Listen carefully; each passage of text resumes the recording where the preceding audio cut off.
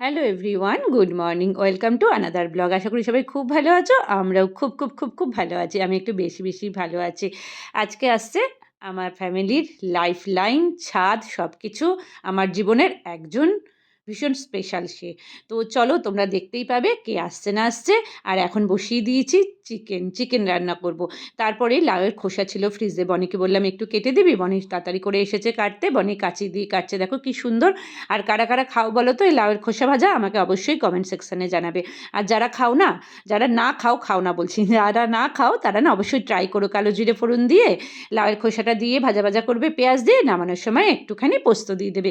গরম ভাত দিয়ে খেয়ে দেখো, ট্রাস্ট মি, ভীষণ ভীষণ ভালো লাগে আর কি। তো যাই হোক, তোমাদের সাথে একটু এই রান্নাটা শেয়ার করে দিলাম। তারপরে আরও অনেক রান্না করেছি, আলু সেদ্ধ, তারপরে তোমার রাতের জন্য বাটার পনির মশলা। চলো যা যা করি না করি সবটাই তোমাদের সাথে শেয়ার করব। রান্না করতে করতে এনার্জি বাড়ানোর জন্য চলে এসেছি ফল নিয়ে। তোমাদের তো আগেই বললাম যে আমি কাঁঠাল এনেছি, এই যে কাঁঠালটা এখন খাবো, না হলে মনটা শান্তি হচ্ছে না। আর এনেছি কালো জাম, আর এখানে কেটে নিয়েছি মৌসম্বি লেবু। কাঁঠালটা এবার খাবো। খুব মিষ্টি। এবার চলে এসেছি বাটার পনিরটা করব বলে। দেখো এই যে রেডি করে নিয়েছি সমস্ত কিছু, কারণ আগেই বললাম রিনা আসেনি, ওর কাজটা আমাকে করতে হচ্ছে। আর এই যে এইখানে আছে হচ্ছে পনির পনির পনির আর এখানে হচ্ছে চিকেনটা অলমোস্ট ডান, আর এখানে ভাত। পনিরের গ্রেভিটা রেডি হয়ে গেছে, আর এই যে পনিরটা, আমি কাঁচা পনিরটাই দিই বাটার পনির। স্নান পুজো সব কমপ্লিট করে চলে এসেছি, লাঞ্চ করব। আজকে অনেক ব্যস্ততা, সেই জন্য সেভাবে কথা বলা হয়নি তোমাদের সাথে, খালি কাজগুলো একটু একটু করে শেয়ার করেছি। তারপরে লাঞ্চ করার পর বনি বেরোবে ওর বন্ধুদের সাথে। তাহলে চলো বনি আজকে দেখিয়ে দেবে আমাদের লাঞ্চে কী কী আছে। চলো বনি তোমাদের বলে দিচ্ছে আজকে আমাদের সানডের লাঞ্চে কী কী আছে। গরম সাদা ভাত, লাউয়ের খোসা ভাজা, আলুর ভর্তা, মুগ ডাল, চিকেন কষা, স্যালাডে শসা, পেঁয়াজ আর গন্ধরাজ লেবু আর দই। বাস, চলো এবার আমরা লাঞ্চটা, মেনুগুলো তো দেখলে বনি দেখিয়ে দিল আর কি। এবার আমি খেতে বসে গেছি, আর ওইদিকে বনি খাচ্ছে, কারণ ও খেয়ে উঠেই একটু বেরোবে আর কি বন্ধুদের সাথে।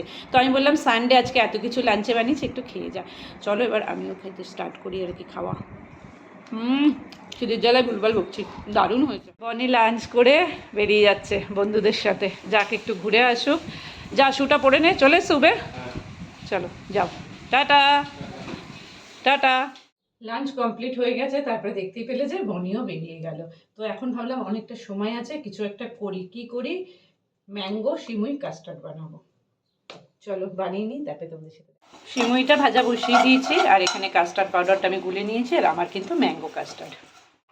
2 মিনিটে আমার ম্যাঙ্গো সিমুই কাস্টার্ডটা রেডি হয়ে গেল। আর যেরকম দেখতে হয়েছে না, সেরকম খেতেও কিন্তু খুব ইয়ামি হয়। গুড ইভিনিং বন্ধুরা। একটু শুয়ে পড়েছিলাম বুঝেছো, তো তাই চলে এসেছি চা খেতে, কারণ এখন আবার একটু ইঞ্জিনে তেল দিতে হবে, সেই কারণে চা করতে চলে এসেছি। চা বসিয়ে দিয়েছি, খাবো চা। আজকে আমি একাই চা খাবো। চা কমপ্লিট, এবার চা খাবো।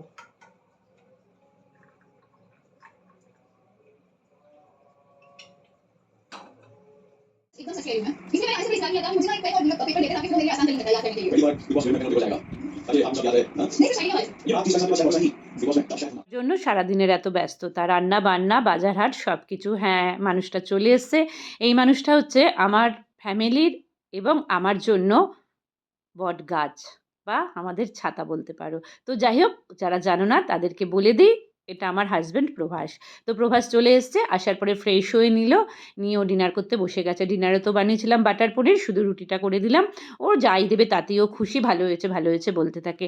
ডিনার কমপ্লিট করে সারাদিনের লাস্ট কাজটা করতে চলে এসেছি, আমার জন্য চিয়া সিডস ভেজানো। তো চলো ভিডিওটা এখানে এন্ড করে দিলাম। সবাই খুব ভালো থেকো।